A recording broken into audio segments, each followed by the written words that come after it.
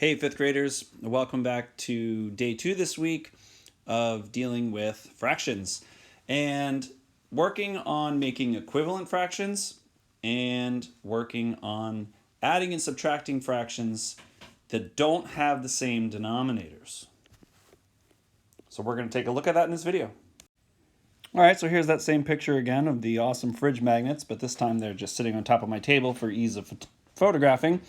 You're doing a great job with realizing how fractions relate, making them equivalent, realizing that 1/2 is equal to 2/4. But what I really want us moving towards in this lesson is using multiplication and or division to make these denominators the same when you want to add them in an equation. So if we're looking at halves plus fourths, you can't add those until the denominators are the same. And you have to decide, can I turn these into? Can I turn the 2 into the 4? Or am I going to be able to turn the 4 into the 2? Now, it's going to be most common that you're going to be turning the 2, the smaller number, which is actually a larger piece, into the larger number, which actually means the pieces are smaller. So we're going to turn a 2 into a 4, and I know you know how to do that with multiplication by multiplying by 2. So if you're going to turn 1/2 into fourths, you're going to multiply the denominator by 2. And I know you know that gives us 4, but what you do to the denominator, you have to do to the numerator. So you're going to have to double that, and that's going to give you 2/4. So then you'll be able to add 1/4 plus 2/4, and that equals 3/4. So now I've simplified this photo a little bit to get some of those other parts out of the way we didn't need. And now we're going to think about taking this 1/4 and we're going to add it to the 2/8 that are there.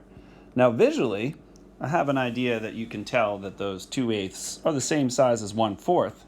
So I'm going to make a prediction that this is going to equal 2/4. But I can't really tell because my denominators aren't the same. I cannot just add those.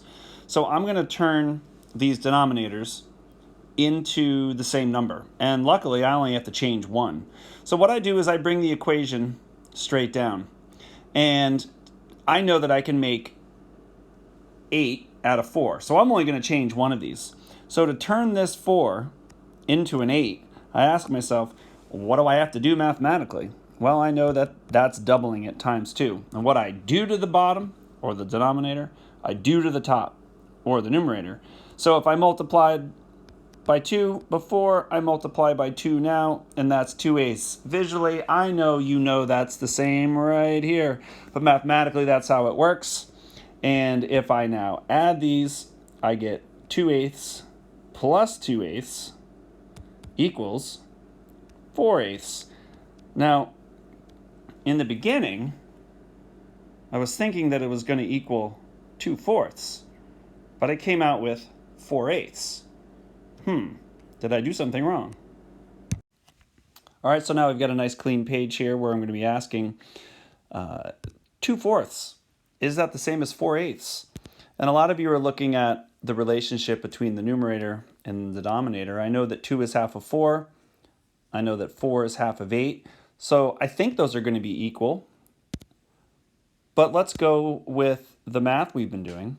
And I'm going to try to make these fractions have common denominators so I can compare them.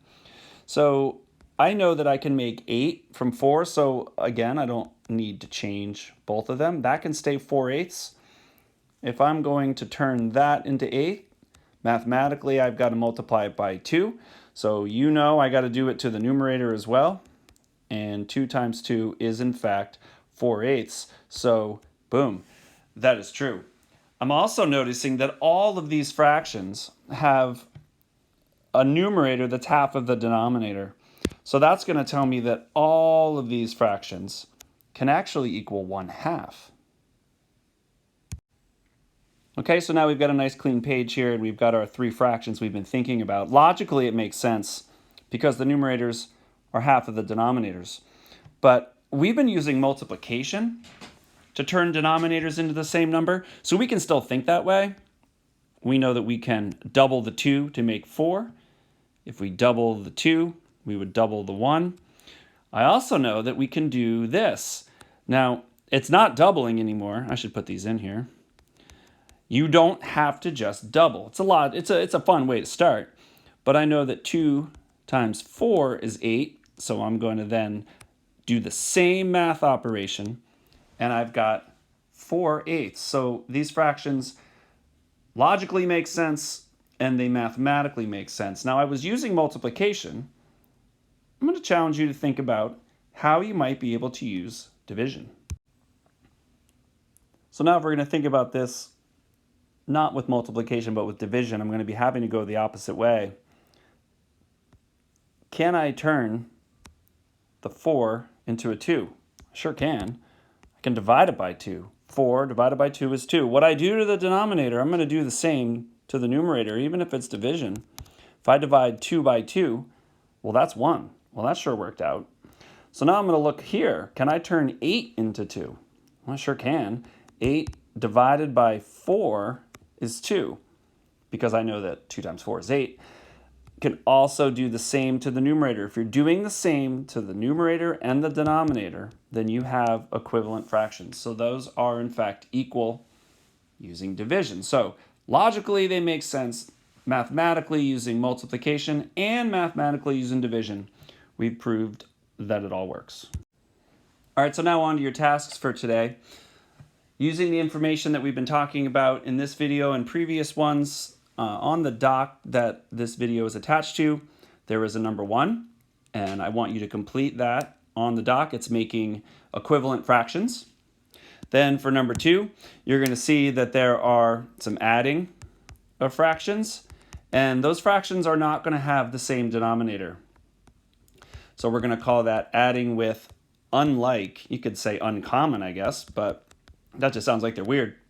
With unlike denoms for easier writing. So check your doc for those equations that I'm going to give you. You know, it might be cool for some of you to try Google Draw if you want to draw out these, or do them on paper, and you can take a photo. I promise this time I'm going to give you an editable copy of your own doc so that you'll be able to put the photos right in there. All right, good luck.